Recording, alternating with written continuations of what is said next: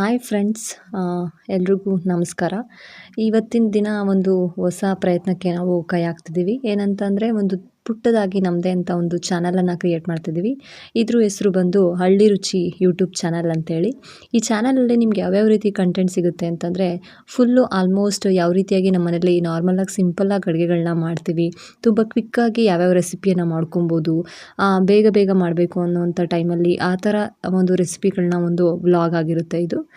ನಿಮ್ಮ ಪ್ರೋತ್ಸಾಹ ಸದಾ ಯಾವಾಗಲೂ ಇರಲಿ ಅಂತ ಕೇಳ್ಕೊತೀವಿ. ನಿಮ್ಮ ಬೆಂಬಲನೂ ಕೂಡ ನಮಗೆ ಬೇಕಾಗಿರುತ್ತೆ. ಇದು ಮೊದಲನೆಯ ವಿಡಿಯೋ ಆಗಿರುತ್ತೆ ನಮ್ಮೊಂದು ಯೂಟ್ಯೂಬ್ ಚಾನಲ್ದು. ಮೊದಲನೇ ವಿಡಿಯೋದಲ್ಲಿ ನಾನು ತುಂಬ ಸ್ಪೆಷಲಾಗಿ ತುಂಬ ಸಿಂಪಲ್ಲಾಗಿ ಯಾವ ರೀತಿಯಾಗಿ ಚಿಕನ್ ಗ್ರೇವಿಯನ್ನು ಕಡಿಮೆ ಇಂಗ್ರೀಡಿಯೆಂಟ್ನ ಯೂಸ್ ಮಾಡಿಕೊಂಡು ಮತ್ತು ಕಡಿಮೆ ಸಮಯದಲ್ಲಿ ಯಾವ ರೀತಿಯಾಗಿ ಮಾಡ್ಬೋದು ಅನ್ನೋಂಥದ್ದನ್ನ ತಿಳಿಸ್ಕೊಡ್ತೀನಿ. ಈ ಒಂದು ಗ್ರೇವಿಯನ್ನು ಮಾಡಲಿಕ್ಕೆ ಒಂದು ಈರುಳ್ಳಿ, ಒಂದು ಟೊಮ್ಯಾಟೊ, ಸ್ವಲ್ಪ ಕೊತ್ತಂಬರಿ ಸೊಪ್ಪು, 4-5 ಹೆಸರು ಜಜ್ಜಿಕೊಂಡಂತಹ ಬೆಳ್ಳುಳ್ಳಿ, ಜೊತೆಗೆ ಸ್ವಲ್ಪ ಅರಿಶಿಣ ಹಾಗೂ 1 kg ಚಿಕನ್ನ ತೊಳ್ಕೊಂಡಿಟ್ಕೊಂಡಿದ್ದೀನಿ. ಇದ್ರ ಜೊತೆಗೆ ನಾನು ಇಲ್ಲಿ ತೇಜು ಚಿಕನ್ ಮಸಾಲ ಆ್ಯಂಡ್ ಫ್ರೈಯನ್ನು ಯೂಸ್ ಮಾಡ್ತಿದ್ದೀನಿ. ನಿಮಗೆ ಯಾವ್ದು ಕನ್ವೀನಿಯೆಂಟ್ ಇರುತ್ತೆ ಅದನ್ನು ಯೂಸ್ ಮಾಡಿ. ಮೊದಲನೇದಾಗಿ ಚಿಕನ್ ಗ್ರೇವಿಯನ್ನು ಮಾಡಲಿಕ್ಕೆ ಬಾಣಲೆಯನ್ನು ಇಟ್ಕೊಂಡೋದಕ್ಕೆ 4-5 ಸ್ಪೂನ್ ಎಣ್ಣೆಯನ್ನು ಹಾಕಿದ್ದೀನಿ. ಎಣ್ಣೆ ಕಾದ ನಂತರ ಅದಕ್ಕೆ ಕಟ್ ಮಾಡಿ ಇಟ್ಕೊಂಡಿರೋಂತಹ ಈರುಳ್ಳಿ ಹಾಗೂ ಬೆಳ್ಳುಳ್ಳಿಯನ್ನು ಜಜ್ಜಿಟ್ಕೊಂಡಿರೋಂತಹ ಬೆಳ್ಳುಳ್ಳಿಯನ್ನು ಹಾಕಿ ಫ್ರೈ ಮಾಡ್ಕೊತಿದ್ದೀನಿ.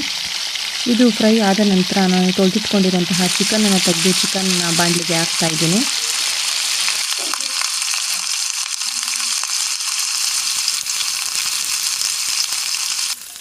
ಈ ಚಿಕನ್ಗೆ ಇವಾಗಲೇ ಸ್ವಲ್ಪ ರುಚಿಗೆ ತಕ್ಕಷ್ಟು ಉಪ್ಪನ್ನು, ಅಂದರೆ ಸ್ವಲ್ಪ ಉಪ್ಪನ್ನು ಹಾಕ್ಕೊತಿದ್ದೀನಿ. ಯಾಕಂದರೆ ಫ್ರೈಯಲ್ಲೂ ಕೂಡ ಉಪ್ಪಿರುತ್ತೆ ನಾವು ಯೂಸ್ ಮಾಡುವಂಥ ಪೌಡರಲ್ಲಿ. ಸೊ ಹಂಗಾಗಿ ಸ್ವಲ್ಪ ಉಪ್ಪನ್ನು ಹಾಕ್ಕೊಂಡಿದ್ದೀನಿ. ಅದ್ರ ಜೊತೆಗೆ ಸ್ವಲ್ಪ ಅರಿಶಿಣನೂ ಕೂಡ ಇವಾಗಲೇ ಹಾಕ್ಕೊಂಡು ಸ್ವಲ್ಪ ಒಂದು ಫ್ರೈಯನ್ನು ಮಾಡ್ಕೊತಿದ್ದೀನಿ.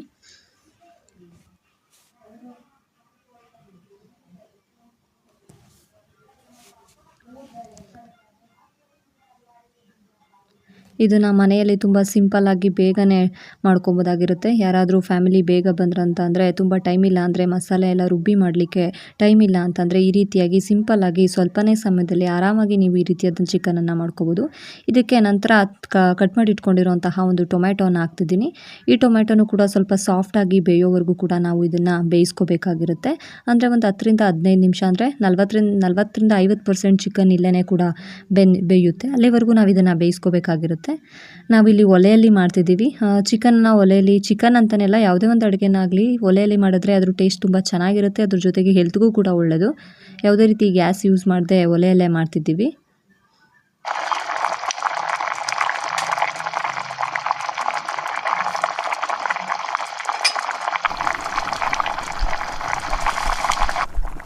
ಇದೀಗ ಆಲ್ಮೋಸ್ಟ್ 40-50 ನಿಮಿಷ ಬಾಯ್ಲ್ ಆಗಿದೆ.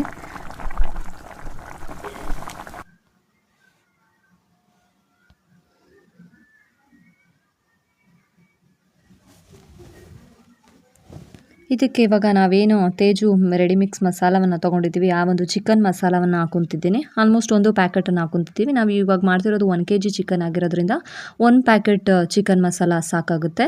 ನಿಮಗಿನ್ನೂ ಬೇಕು ಖಾರ ಅಂತೆಲ್ಲ ಅನಿಸಿದ್ರೆ ಬೇಕಿದ್ರೆ ನೀವು ಮೆಣಸಿನ್ಕಾಯಿ ಕೂಡ ಆ್ಯಡ್ ಮಾಡ್ಕೋಬೋದಾಗಿರುತ್ತೆ. ನೋಡಿ, ಇದು ಯಾವ ರೀತಿಯಾಗಿ ಕಾಣಿಸ್ತಿದೆ ಅಂದರೆ, ಇವಾಗ ಜಸ್ಟ್ ಇನ್ನೂ ನಾವು ನೀರನ್ನು ಹಾಕಿಲ್ಲ.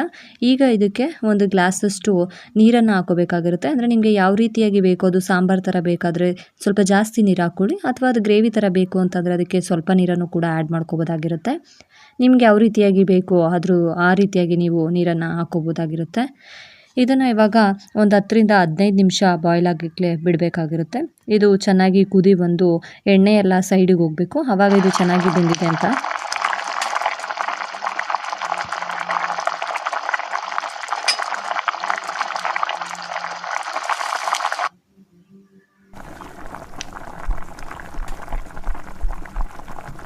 ನೋಡಿ, ಜಸ್ಟ್ ಯಾವ ರೀತಿಯಾಗಿ ಬೇಯ್ತಿದೆ ಅಂತ ನೀವೇ ನೋಡ್ತಿದ್ದೀರಾ. ತುಂಬ ಚೆನ್ನಾಗಿ ಜ್ಯೂಸಿಯಾಗಿ ಚಿಕನ್ ಗ್ರೇವಿ ಕಾಣಿಸ್ತಿದೆ.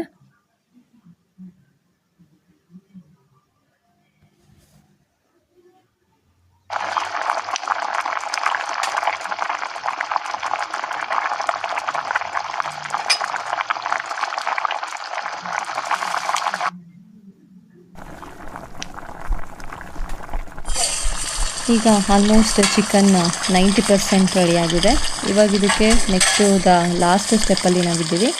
ಏನಿಲ್ಲ, ಇವಾಗ ಜಸ್ಟ್ ಇದಕ್ಕೆ ಯಾವ ರೀತಿಯಾಗಿ ಜಸ್ಟ್ ಕೊತ್ತಂಬರಿ ಸೊಪ್ಪನ್ನು ಹಾಕಬೇಕಾಗಿರುತ್ತೆ. ಏನು ನಾವು ಕೊತ್ತಂಬರಿ ಸೊಪ್ಪನ್ನು ಕಟ್ ಮಾಡಿ ಇಟ್ಕೊಂಡಿದ್ದೀವಿ, ಆ ಕೊತ್ತಂಬರಿ ಸೊಪ್ಪನ್ನು ಹಾಕಿ ಅದನ್ನು 1-2 ನಿಮಿಷ ಚೆನ್ನಾಗಿ ಮಿಕ್ಸ್ ಮಾಡಿ ಒಂದೆರಡು ನಿಮಿಷ ಬೇಯಿಸಿದ್ರೆ ಸಿಂಪಲ್ಲಾಗಿ ಕಡಿಮೆ ಟೈಮಲ್ಲಿ ಯಾವ ರೀತಿಯಾಗಿ ಚಿಕನ್ ಗ್ರೇವಿಯನ್ನು ಮಾಡ್ಬೋದು ಅನ್ನೋಂಥದ್ದನ್ನ ನೀವಿಲ್ಲಿ ನೋಡಿದ್ದೀರಾ. ಇದೇ ರೀತಿಯಾಗಿ ನೀವು ಕೂಡ ನಿಮಗೆ ತುಂಬ ಟೈಮ್ ಇಲ್ಲ, ತುಂಬ ಚೆನ್ನಾಗಿರೋ ಚಿಕನ್ ಟೇಸ್ಟಿ ಕೂಡ ಚೆನ್ನಾಗಿರಬೇಕು, ಅದ್ರ ಜೊತೆಗೆ ಟೈಮು ಕೂಡ ನಮಗಿಲ್ಲ ಅಂತಂದಾಗ ನೀವು ಈ ರೀತಿಯಾದಂಥ ಒಂದು ರೆಸಿಪಿಯನ್ನು ಟ್ರೈ ಮಾಡ್ಬೋದಾಗಿರುತ್ತೆ.